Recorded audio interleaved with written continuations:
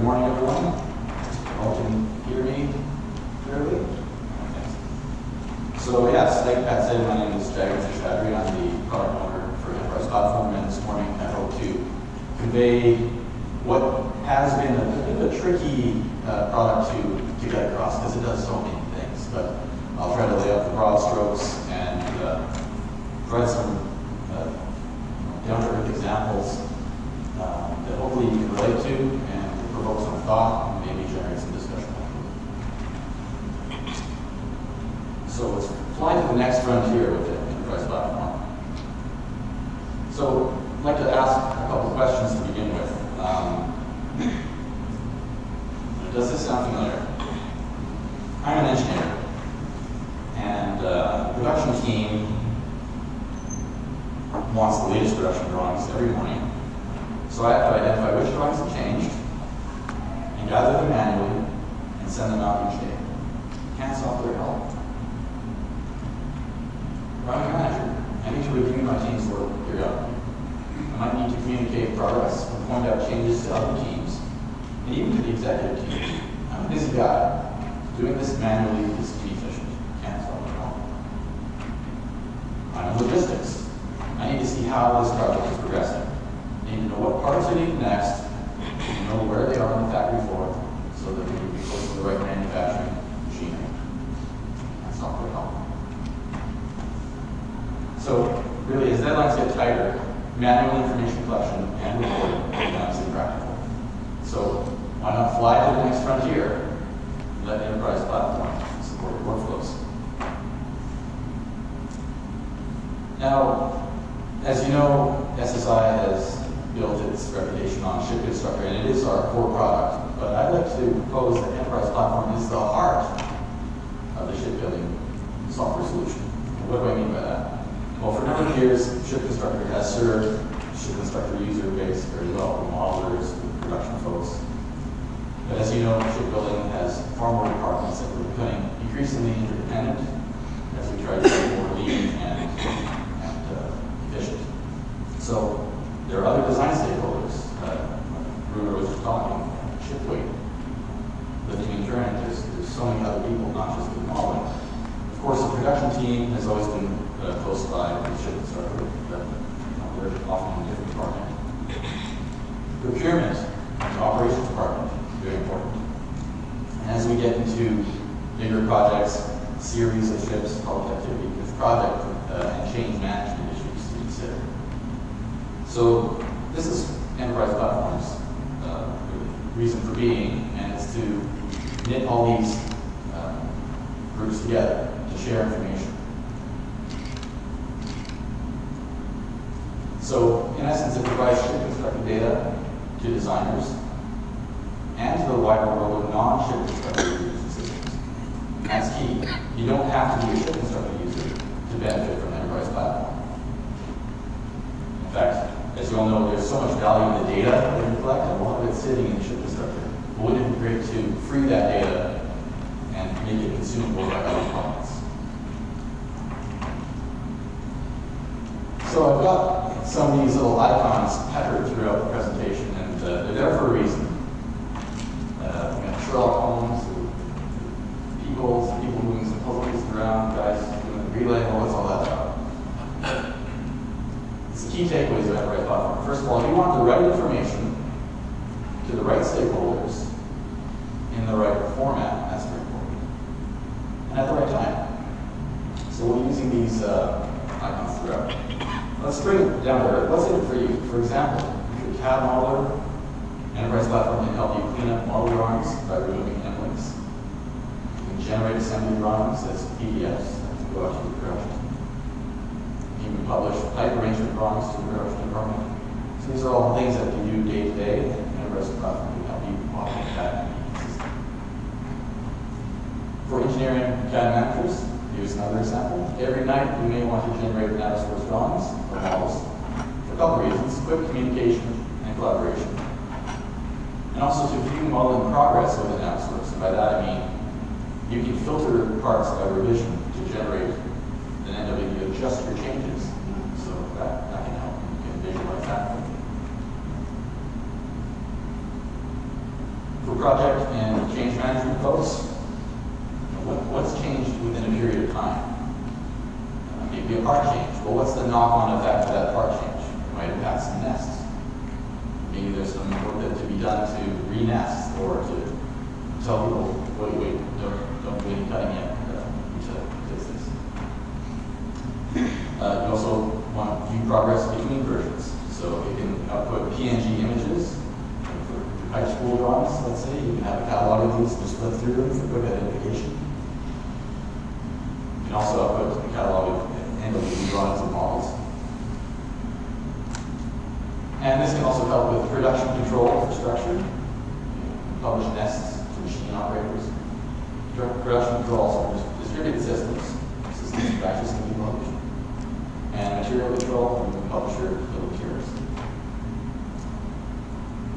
So those are some quick real-world examples. Probably one of them can relate to one way or another. When we talk about enterprise platform, it's really a project portfolio. A number of people might be familiar with Publisher LT. Well, Publisher LT is really our desktop solution. It's something that a lot of people start off with to get their head around what it is and trial it. Desktop solution, therefore, managed by individuals. You can deploy this at your company as a bunch of Publisher LT instances, but really it's under the control of your modeler or production person. Enterprise platform, on the other hand, is meant to be an enterprise solution company-wide. And one of the benefits is IT can manage that. And there are a lot of good reasons for that. Consistency, backing up outputs, really kind of, if you're trying to have workflows across your company and have them be followed, and instill that into your staff, have guidelines, enterprise platform can help with that. We can have certain operations that we give to the team and say, these are the operations, this is our process. And if you use these operations, we're going to be on track with that process. So they can help reach that goal. The other nice thing is, you'll see we have these nodes. So basically, nodes are kind of like workstation-grade computers. Just imagine it's like ShipConstructor run by robots. So you can have a whole bunch of outputs that need to be generated that on one machine, like Publisher LT, might take a while. Maybe you don't have that kind of time. But with a bunch of nodes, you can divide and conquer. So that can speed things up. So let's move to an example. Number one, visualization for team review. So here, design teams will benefit from having 3D visualization as a reference to guide discussions. So we'll set up a work package in Publisher LT, and we'll generate a single nav source file of a piping system. So what do we mean by work package? Well, in our terminology, it's two things. It's loading some items and then running an operation on that item to get an output. So in this case, I'm going to get my Sherlock Holmes guy to go find piping system 54201. It's in the training project. And we're going to kick out a NWD of that system. So let's talk about how we find items. So we're going to set the load criteria. And really what it is, it's a query for getting items of interest. And you can create this using the load manager and Publisher LT and EnterprisePlatform. This load criteria can be saved and shared. So you can do it once and send it to the rest of your team. So you don't have to repeat that query, or you don't have to have somebody else do not quite the same query. You can have the same query. Operations is the other side of the work package, and really it's how, what are we creating? What's the output here? Publisher and Publisher LT can pre-configure with nearly 100 operations, and it's growing. Also, custom operations can be written, and we've had a number of folks call us, and we work with them to help develop custom operations to suit their specific needs. Finally, I got to put a plug for SSI Nexus. I know yesterday my colleagues were talking about Nexus, and there are a number of interesting articles on Nexus, along with operations that you can download and you can import into Publisher LT or Publisher and actually run. So there's a wealth of knowledge there. So back to the example. We're going to set the load criteria. So in the load manager, I have, remember, I can choose parts or units, assemblies, drawings. In this case, I'm interested in cutting a system. I select a specific system, and we get that tree. You're familiar with it from ShipConstructor, it's much the same. And we're going to choose fresh cooling water. That then becomes one of the items that's listed, and then we're going to operate on that item. So we choose the operations browser button, and up comes the browser. We're given a bunch of operations that pertain to that system. And then we can set our output directory. Lots of times, if it's an enterprise platform, it's on a shared network drive that IT will manage. Dated folders. You know, if you run this thing every day, well, you can have that main folder, and every day will have its own subfolder. Every run will have its own subfolder, so you know what happened when. That's pretty handy. The result of this, you know, I have a nav source file of that system. And so, you know, your ShipConstructor user created this, but now you can communicate quickly to others on stakeholders. So again, freeing the data from ShipConstructor, presenting it in a form that others can consume. Example number 2, parts that have changed in the last 24 hours. So sometimes parts need to be modified, and that could result in re-nesting. So let's create a work package showing part properties, and also their associated plate nests for these recently modified parts. So again, getting the work package, we got our Sherlock Holmes and the puzzle guys. So the load criteria is, I want all the parts whose revision has changed in the last 24 hours. And for the output, we want a format that fits in with what we're trying to do. So part properties. Again, we're going to use load manager. It's going to select parts. And how are we selecting parts? With systems, we selected a specific system because we knew. In this case, we don't really know. The ShipConstructor knows. So we're going to click on revisions and use ShipConstructor's revisions tracking. And we have the opportunity to select how far back from today do things change. So in the past 24 hours. And again, once those parts are all listed there they are. We want part properties generated. It's not going to generate 100 different part properties files. It's smart enough to know one file with all the properties, just in case you were there. And we end up with an output called parts TSV, which is a tab separated variable file. You can also output it in XML. But TSVs are handy because you can do them in any text editor, but we usually recommend Excel because it can show up in nice user-read columns. And so here we have our part IDs, the part name, which probably most people can relate to more readily, which assembly it's in, which nest it's in, nest object, and what specific nest drawing it's in. So you can kind of see how it all goes through.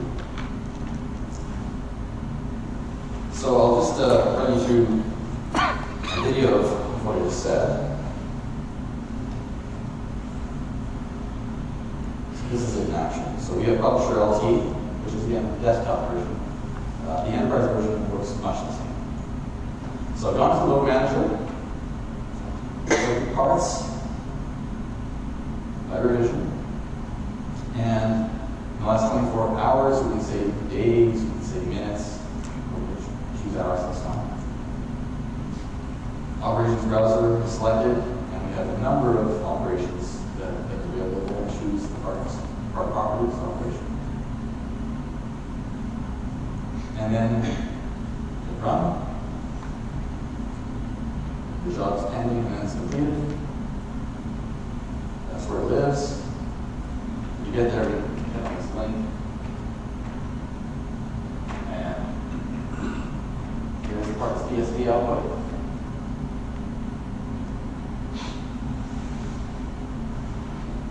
And I have it associated to Excel on my computer. So not only do we have the nest drawings and context of all your CPs and everything else, it's a wealth of information. And you can take as much is the limit.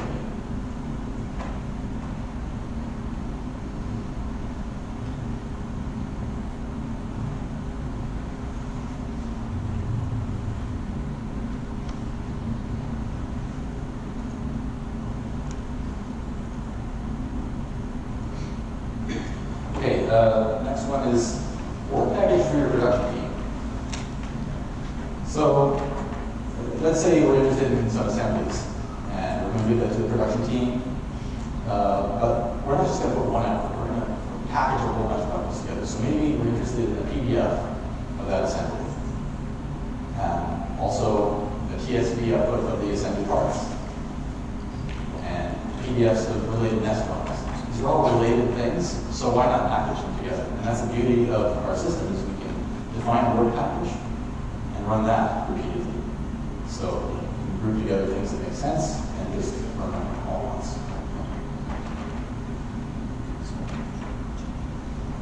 Also, you can run this on a schedule. So in EnterprisePlatform, we have something called the job server, and maybe you want to run this, outside of working hours, run it overnight.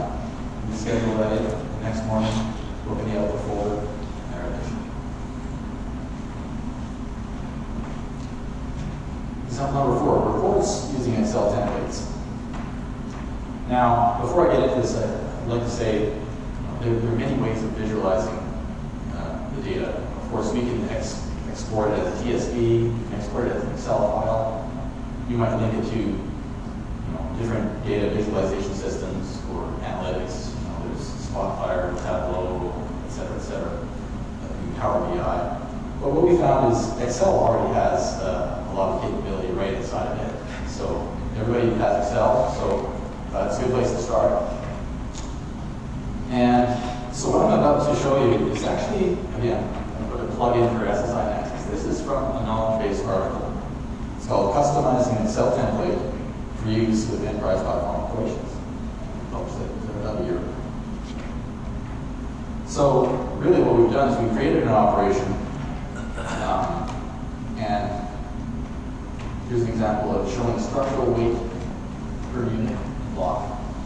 So you can see how things are progressing at just a high-level view. You'll probably have a sense of how much weight is in the design and where are we.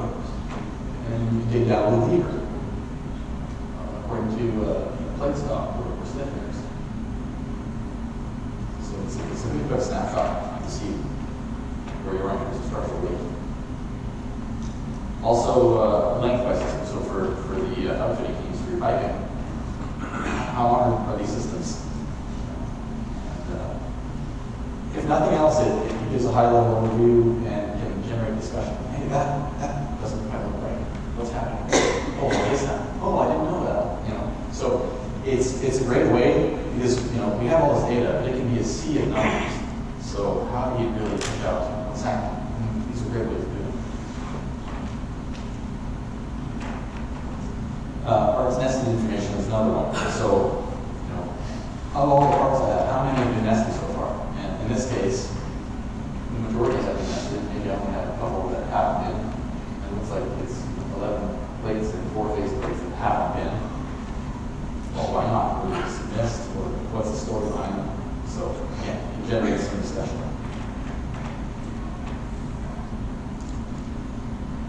So those are some of the things that EnterprisePlatform can do. So many more things that, again, very flexible. But I'd like to shift gears a little bit now and talk about something new, and Dennis alluded to yesterday, and it's the digital hub. And I'd like to say that it's a perfect pairing, EnterprisePlatform and the digital hub. Well, so the digital hub basically is something that SSI has now started creating, where you can browse your project assets, so all items, but also the relationships between those items, so parts to assemblies, to nests, and so forth. And EnterprisePlatform can provide this information from ShipConstructor projects out to the digital hub, and the digital hub is really your platform for being able to browse this information very quickly. So, much like what I showed earlier, it's nice when you can visualize things and see things at a glance. The digital hub is going to provide a way of quickly seeing the relationships. So you, again, don't have to be a ship constructor to see how things are all coming together. And this is our foundational piece. And on top of it is SSI's Shipbuilding PLM. And so that's really, how we're going to be extending the digital hub to serve the specific workflow needs of the shipyards. And of course, I hope you can all stay after my presentation to hear Bruno's presentation on this extension, the Shipbuilding PLM. So, to recap what I've said so far, this is kind of the model. I need something, and I want publisher LT and a team of robots to give me it. So I want an abstract file of piping system 54201. Here it is. I want assembly drawings to print for the production team. Here they are. I want a customized Excel report about parts. Here it is. And now, the digital hub might be asking us, I want the changes made in the project in the last 24 hours. We give that to the digital hub, which can then help with our PLM goals. So that's a quick overview. There's a lot to EnterprisePlatform. I can go in so many different directions, but I thought I'd keep it at very high level, very broad strokes. So thank you for your time.